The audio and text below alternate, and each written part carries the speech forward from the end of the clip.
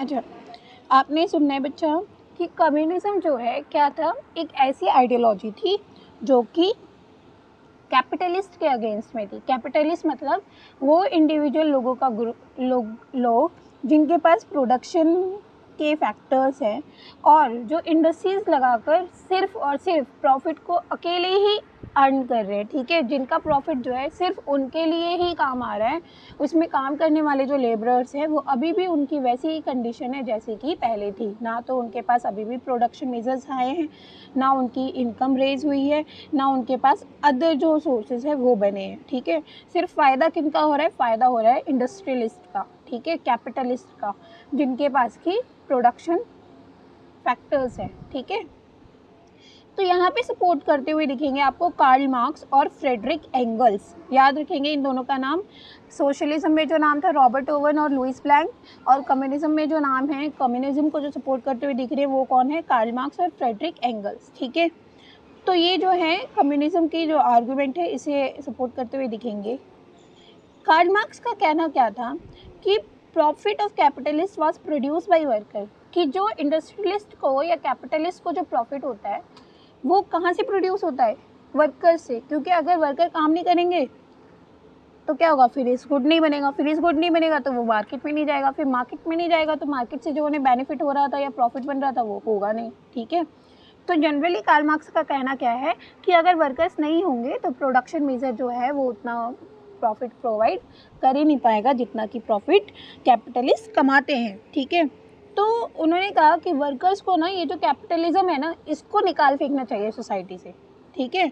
और ये जो प्राइवेट प्रॉपर्टी का रूल चल रहा है ना, मतलब लोग जो इंडिविजुअली प्राइवेट प्रॉपर्टी चला रहे हैं तो उसको जो है उनको ओवरथ्रो कर देना चाहिए, मतलब दुनिया से ही निकाल देना चाहिए। दुनिया में ऐसा कोई कॉन्सेप्ट होना ही नहीं चाहिए जहाँ पे किसी अकेले की फैक्ट्री हो और उस अकेले को जो है इन मतलब प्रॉफिट जो है मिल रहा हो, ठीक है। उन्होंने बोला कि कम्युनिस्ट सोसाइटी होनी चाहिए इसकी जगह पर, ठीक है, लोगों का ग्रुप होना चाहिए इसकी जगह पर जो कि फ्यूचर में as a natural society work करे, ओके। अब देखिए होता क्या है, किस तरह से यहाँ पे सोशलिज्म और कम्युनिज्म को सपोर्ट मिलता है। आप देखेंगे कि ये जो मिड 19 में स्टार्ट हुई थी, मिड 19 सेंचुरी में स्टार्ट हुई थी, मतलब 1850 में स्टार्ट हुई थी। इस आइडिया को 1870 तक पूरे के पूरे यूरोप में ये फैल जाता है और वहाँ लोग इसे सपोर्ट कर रहे होते हैं जनरली, ठीक है। आपको अलग अलग एसोसिएशंस देखने को मिलेंगे, अलग अलग ग्रुप देखने को मिलेंगे, और एक बहुत ही बड़ा इफ़र्ट जो था लोगों ने मिलकर बनाया था। सोशलिस्ट एक फॉर्म की थी जिसका सोशलिस्ट एक बॉडी फॉर्म की थी जो कि इंटरनेशनली बहुत ज़्यादा वेल डेवलप हो चुकी थी, जिसका नाम था द सेकेंड इंटरनेशनल, ठीक है। ये बात कर रहे थे वर्कर्स की, कहाँ के वर्कर्स की? इंग्लैंड और जर्मनी के वर्कर्स की, जिन्होंने अपने एसोसिएशन बनाए, जैसे सेकेंड इंटरनेशनल नाम की एक बॉडी बनाई जो किसके लिए लड़ रही थी? To fight for better living and working conditions, ठीक है। They set up funds to help members in times of distress and demanded a reduction of working hours and the right to vote, ठीक है।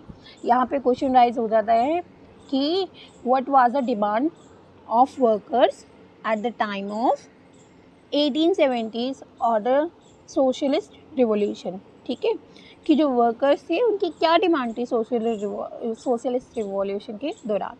तो आपने याद रखना है कि वर्कर्स की डिमांड थी to fight for better living first, second to fight for better working condition, third to fight for reduction in working hours, कि जो उनसे घंटे घंटे तक काम करवाया जा रहा है उन आवर्स को घटा देना।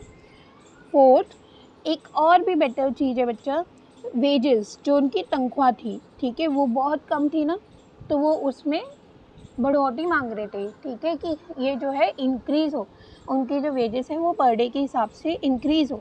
And the fifth was the right to vote, okay. ये जो डिमांड थी ये सोशलिस्ट लोगों की डिमांड थी। अब देखो हमें अलग अलग एसोसिएशन देखने को मिलेगी, जैसे हमने देखा इंटरनेशनली जो है वो क्या नाम था उसका?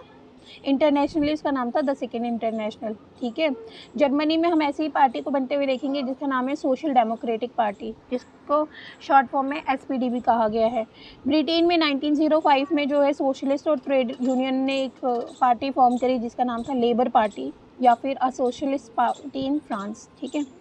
1914 तक ये जो है सोशलिस्ट जो है, मतलब क्या कह रहे हैं, इतना ज़्यादा सपोर्ट मिलने के बाद भी ना अभी भी गवर्नमेंट में जो है ये सोशलिस्ट लोग नहीं आ पा रहे थे।